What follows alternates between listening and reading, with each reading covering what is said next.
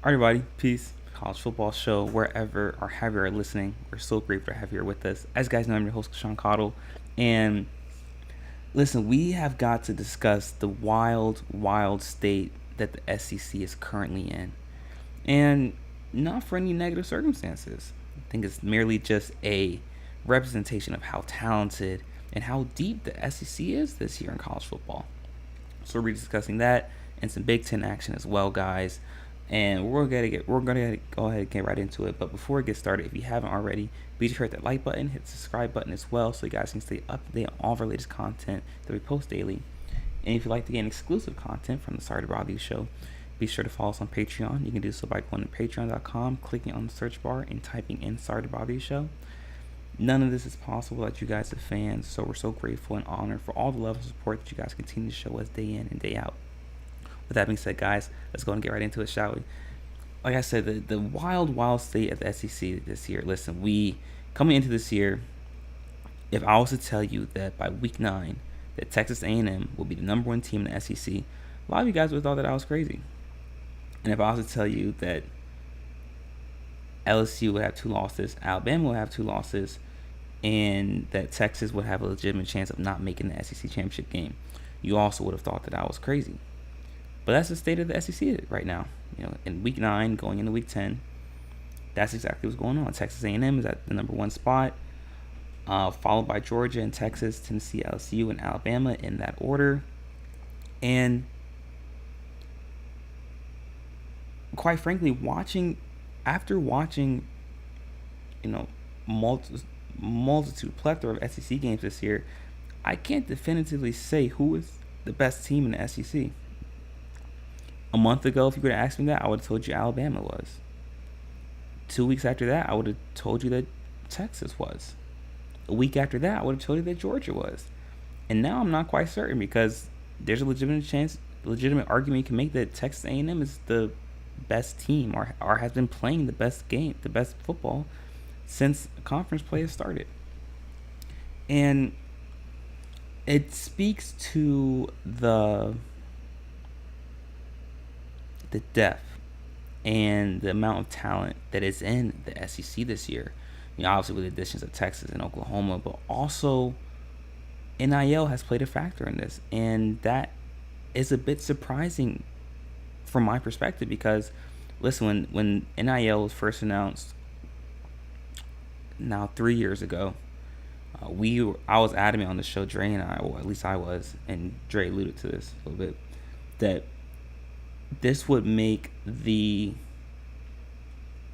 teams in the Power 5 conferences, the bigger names, it will put them at an advantage, because they would be able to offer more money, more incentives in their NIL deals to players, and players would be more likely to take those deals.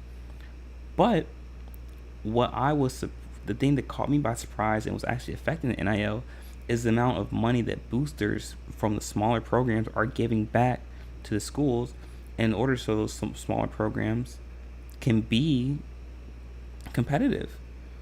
That's why you're able to get teams like a Vanderbilt or a Liberty, or even a Texas A&M. Teams that are Division I programs but wouldn't be considered in the elite class. Those teams are now able to compete because boosters from those schools are giving back to the programs. And because those boosters are giving back, now those schools and programs are able to offer larger NIL incentives. And because they're able to offer larger NIL incentives, players are more likely and more inept to transfer to those schools, and not as willing to stay at the bigger programs like an Alabama or an LSU or a Georgia or Texas, because they say to themselves, okay, well, Vanderbilt's offering me this much money and I can go and play right away and still get film and have a chance of making it to the NFL, then yeah, sure, let me go to Vanderbilt. Because there's so much money being offered now in NIL, the emphasis on winning isn't as high, because now players know, okay, well, at least I'm getting compensation, at least I'm getting money, getting paid. So the incentive for winning isn't as high, the emphasis for winning isn't as high, because that used to be the standard for your ability to get drafted, playing for those elite programs. But now that you're getting money, these athletes are getting paid now. It's not as big an incentive to win, because at least now I'm getting paid, and now that I'm getting paid, I can stay in college a little longer and even boost my draft stock. And that has leveled the playing field, which is why you're getting more balanced conferences, you could say, or more balanced matchups. You won't. I don't think we're going to see as many one-sided matchups as we did in years prior. And not that I digress now, but covering this Alabama-Missouri matchup. Listen, Alabama. Like I said, if you were to ask me a month ago, I would have told you Alabama was the best team in the country. But Alabama, since beating Georgia, has had poor performances against Vanderbilt, and also suffered a loss against Tennessee. And this is Alabama's best game since the game against Georgia. And something that Alabama has done a great job of that surprised me is their ability to stop the run. Remember, going into this preseason, I told you guys that one of my causes for concern for Alabama was their front seven. But that front seven has been the focal point, the best point of Alabama's defense. Their ability to stop the run, and their linebacker core has been phenomenal up to this point. And where Alabama has struggled defensively is their secondary. Though Malachi Moore is probably going to be all-pro and probably going to be a first-round pick, their safety, their corners have struggled, especially in man coverage. And that's where most teams have beaten Alabama, is in the secondary and it's in deep ball. And overall, the defense though for Alabama has been this focal point, and the offense has been wildly sporadic and inconsistent since that Georgia game, and it's very much because of their inability to run the ball. Listen, Alabama has one of the longest second down averages in college football, and it's because they're not able to run the ball on first down. And at first I thought it was because, maybe it's because they don't have the talented running backs in years prior. They don't have the Jahmyr Gibbs, they don't have the TJ Yeldons, the Mark Ingrams, the Trent Richardsons, the Derrick Henrys, the Brian Robinsons, the Chase McCullens, and the Josh Jacobs, and the Najee Harrises, and the Kenyon Drakes. All NFL running backs. I thought that was the issue at first, but I don't think that's the case, because listen, Jam Miller and Justice Hayes are two extremely talented 5-star running backs, and it's not that Hayes and Miller aren't talented as previous running backs. I believe it's just Alabama struggles to create any sort of spacing, any sort of blocking in the run game, especially downhill. And because the offensive line can't particularly run block particularly well, puts more pressure on Jalen Milroe to throw accurately, and it also allows defenses to drop a SPY. And ever since the SEC championship game last year, Georgia has kind of showed the recipe on how to beat Jalen Milroe, and that's you just add a SPY, add 1 or 2 SPYs, and you force him to throw the ball. And obviously easier said than done, but not being able to run the ball for Alabama has affected their ability to be consistent in the passing game, and also has affected Jalen Milroe's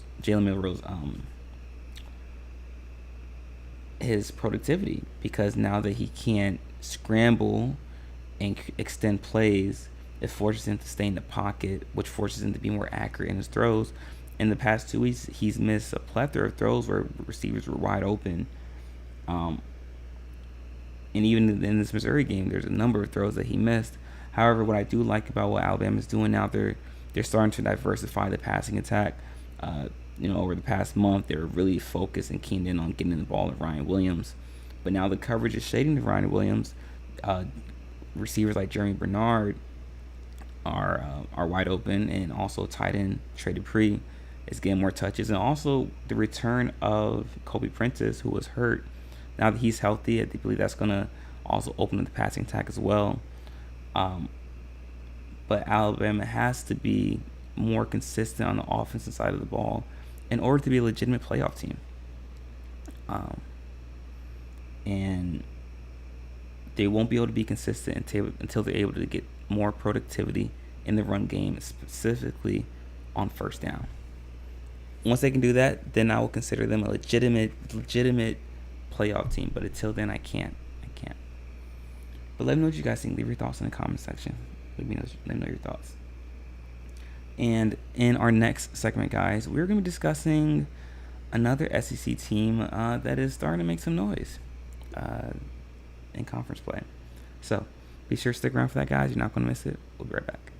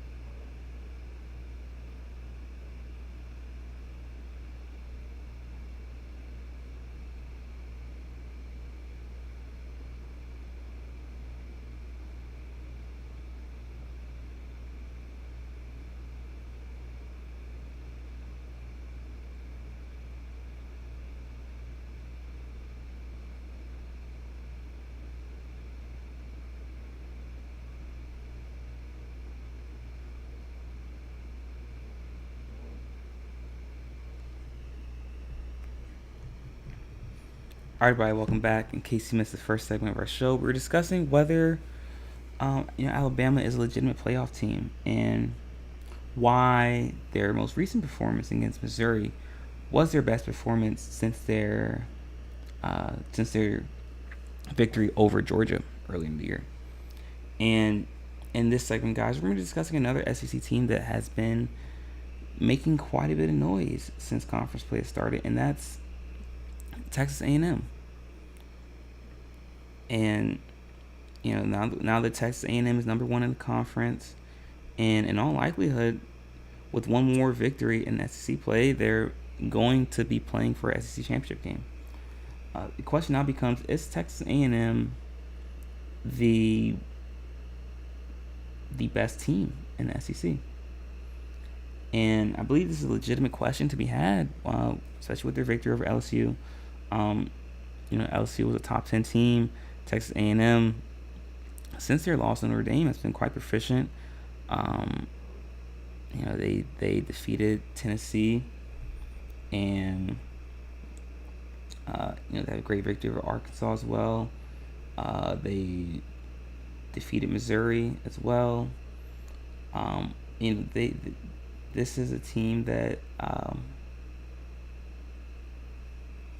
that has been quite proficient, and it's led by their defense, obviously. And last week with their victory over LSU, they made a change at quarterback, putting in freshman Marcel Reed, and the offense looked much more dynamic, more explosive. Now, will that change next week when teams are able to develop a scouting report and a game plan on how to attack this mobile quarterback? Sure, yeah. And they're going up against a South Carolina team that has an amazing defense, a tremendous front seven, a defense that does a great job of stopping the run. So we'll see how Texas A&M is able to perform against South Carolina with Marcel Reed in at quarterback. But Texas A&M is a team to be reckoned with, and they're a team that has shown that they can compete with the Georgias, the Texas, and Alabamas, and that they should be considered in that top tier when it comes to SEC, as opposed to that second tier with the LSU's and the Ole Misses and the Tennessees. And are they the best team in the SEC? I don't believe so. I still do believe that that Texas is the best team, this top to bottom in the SEC. But listen, Texas A&M has a legitimate chance of winning the SEC championship game, and all likelihood is going to make the playoff, even if they don't win the SEC. And if you're Texas A&M, you have to have a lot of confidence going into moving forward the rest of the season, especially with how you played against LSU. A lot of people are starting to get more confidence in LSU, but I'm still not sold on LSU, and I have not been sold on LSU ever since I saw them week 1 against USC. But since they haven't lost since then, LSU, and then with the victory 2 weeks ago over Ole Miss, people were starting to say that LSU is a legitimate threat, but I was not willing to buy into that. I'm still not willing to buy into that. I still don't believe that LSU is as good as people think they are. They're a team that doesn't stop the run very well, and they're a team that's also inconsistent on the offensive side of the ball. Turnover prone as well on the offensive side, and that's just not a good combination, especially when you're playing the best conference in college football. So to some people, this might be a big victory for Texas A&M over LSU. To me, I don't believe it is. But that's to take nothing away from Texas A&M. Still a great team. I think just says more about where LSU is at and where they should be approximated. But let me know what you guys think. Leave your thoughts in the comment section. Is Texas A&M the best team in the SEC? What do you think their chances are of winning the SEC championship game? Let me know what you guys think. But in our next segment, guys, we're going to be discussing another team from Texas that's also in the SEC that struggled this past weekend against Vanderbilt. So be sure to stick around for that, guys. You're not going to miss it. We'll be right back.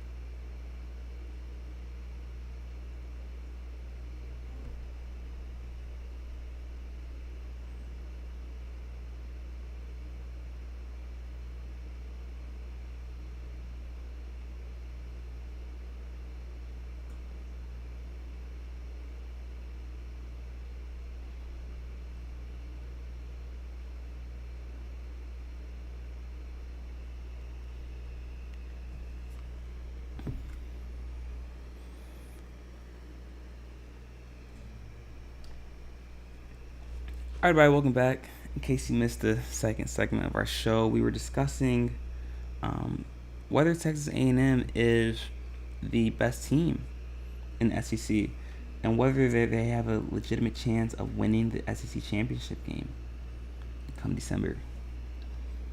And in this segment, guys, we're going to be discussing Texas's recent University of Texas' recent performance against Vanderbilt and whether there should be a little cause for concern. Listen, over the past 2 weeks, Texas has lost um, in convincing fashion to Georgia, and most recently, this past weekend, won a close game against number 25 ranked Vanderbilt. And there's been a lot of cause for concern on the offense side of the ball with the health of Quinn Ewers and